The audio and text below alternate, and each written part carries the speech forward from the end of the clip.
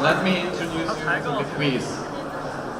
We are digitizing assets, making working capital as an asset class available to institutional investors and providing liquidity for small, medium enterprises at the same time, so they don't have to wait 60 days to get paid. So why are we doing this?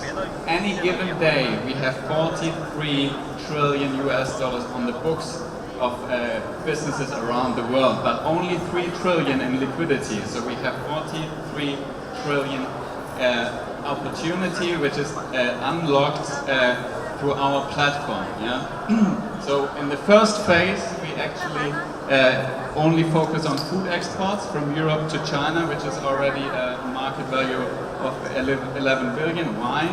Because we have partners, distributors here in China helping us to tap into this market, unlocking the capital need that small medium enterprises have.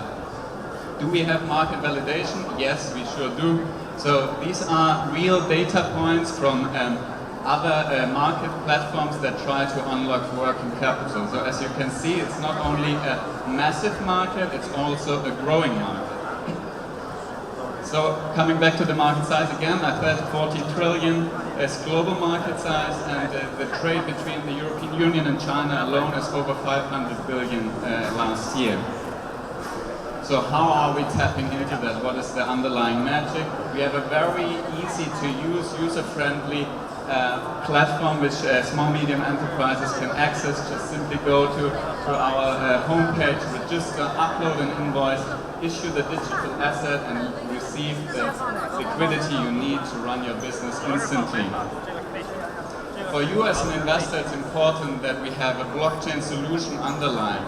Why? Because it's not just a buzzword, it actually solves the problem of trust and transparency between buyers and sellers. And the second interesting feature is the digital token represents a real asset, like a legally enforceable asset which can be then traded. So it's basically making securitization available for the small people, small medium enterprises, and unlocking a huge market demand. So how are we doing this? For operating this kind of modern technology platform, we generate, have a very easy to understand business model. We charge 1%. Yeah? So you have an invoice of 1 million euro, you issue it through our platform, our revenue will be 10,000, which leads us to revenue projections of 11 million in 2020. How are we going to market? As I mentioned before, we have strong partners which we can tap into in fast-moving consumer goods area. They actually want to work together with us because their suppliers demand access to capital and liquidity. So it's a win-win solution and a very easy sale. We also have a strong network in automotive, which is the second market and industry we will tap in later, in a later phase. Do we have competitors? We sure do. But we are the only one who are using a digital blockchain platform solely focusing on unlocking working capital. So it's not uncollateralized debt and loans, it's collateralized. So in my personal point of view, a much nicer and more attractive asset class. This leads me to our competitive advantages. We are first to market, we have a competitive price. This is inherent because we run a marketplace. Very easy and straightforward to use for you as a customer, as a small medium enterprise, or as a multinational company. All our participants have an incentive to participate, because liquidity is an issue that buyers actually want to sell for their suppliers as well, because they need a strong incentivized supplier base, and it's scalable. It's a market that is massive, and it's a tech solution which we can easily roll out into other markets. The blockchain is so important, what I just said. It solves a real issue of transparency and also makes securitization of assets so much easy and accessible for small medium enterprises.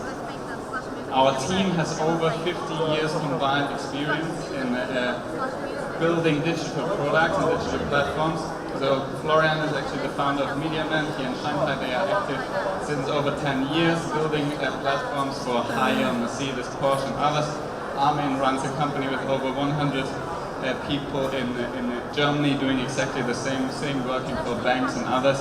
and for myself it's the second startup in financial technology. Thank you. Unfortunately, the time's up. And I'm looking forward to your questions. Great. Okay, judges. Any questions? James? A quick question. Are you competing with the banks for the same business? No, actually not. Some banks, unfortunately, I would say, don't even provide this kind of product. So we have cross-border trading in e-commerce. There's no solution currently provided by banks. But we are actually in talks with banks, for example, Société Générale, to actually provide a kind of white label solution for them to tap into and use it for their corporate clients. How do you deal with potential policy restrictions? For example, China has already implemented restrictions on blockchain. China implemented restriction on Bitcoin, not necessarily. Actually, they are very advocate in blockchain technology, but you're right, we have the financial angle. So the assets which are issued from the buyers and sellers, not from us. So therefore, the legal risk is actually at the buyer-seller side, and it's unclear whether or not a token is treated as a security or as an asset. We cannot predict that, but we can mitigate it by actually operating the marketplace outside of China. This is what we do. Right. Any limitations on the currency that runs on top of the blockchain? So the asset, the currency or capital where you denominate the asset in, for example, if it's RMB, we actually work together with LiqEase, like a payment service provider, Chinese payment service provider. So as long as there's an underlying real trade and we have the documents, we can do legally, of course, the capital transfer from RMB to, let's say, euro. But after that, of course, the money cannot leave the country again. You can also have a cryptocurrency on top, or? You could, but we would probably not do that because we actually don't want our investors and buyers and sellers to be too close to cryptocurrency. Like some of them, they're too much fluctuation. So what's the risk here? Let's say I upload an invoice on your platform. How do you validate that it's a real invoice? And what's the risk attached to that? So we, in the first phase, we only work with MNCs and multinational companies and people we know. So we will not scale it heavily from the very beginning. This is intentionally to exactly make sure that we don't run into this problem. And in the second phase, we will grow with actually like a credit scoring system which is currently built up in China. So step by step, we can gather this data, implement it in our platform, and grow, but not from the very beginning. Manny? So, I'm Manny Fernandez. I'm real familiar with marketplaces, early investor in Realty Shares, LiqEase, TaskRabbit. But we're actually looking into investing in this sector. So, it looks very good. My real question is, what worries you? What keeps you up at night? It looks really great on the slides. The team looks good. Blockchain's hot. What worries you? To be honest, regulation. This is a factor which I cannot really influence. So I'm a lot worried about this, but I can mitigate it. I can have like a marketplace running in a very neutral jurisdiction. This is the only thing I can do to mitigate this risk. And I have to say, access to finance is discussed by the G20 nations every year. So it's an important political and it's a problem that everybody wants to be solved. So we are actually not doing something that governments don't want and regulators don't want. So they want it, but the thing is, how is it going to look like? I think nobody can tell you that at the moment. So this keeps me up at night, and it's a bit like uncomforting.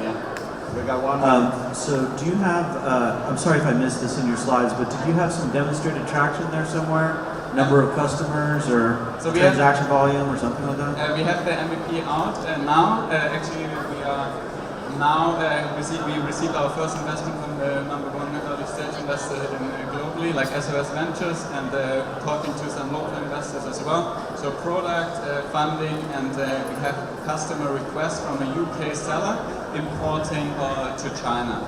This is the first request which we're going to start end of this month. Next month it's 1 million RMB revenue per month to try the whole platform, how it works. This is is like, but this is a real customer demand already. Actually, on top of that, we have another channel like Unilever and other receivables who want to use it as well. Okay, thank you. That's unfortunately just the time limit over there. Thank you.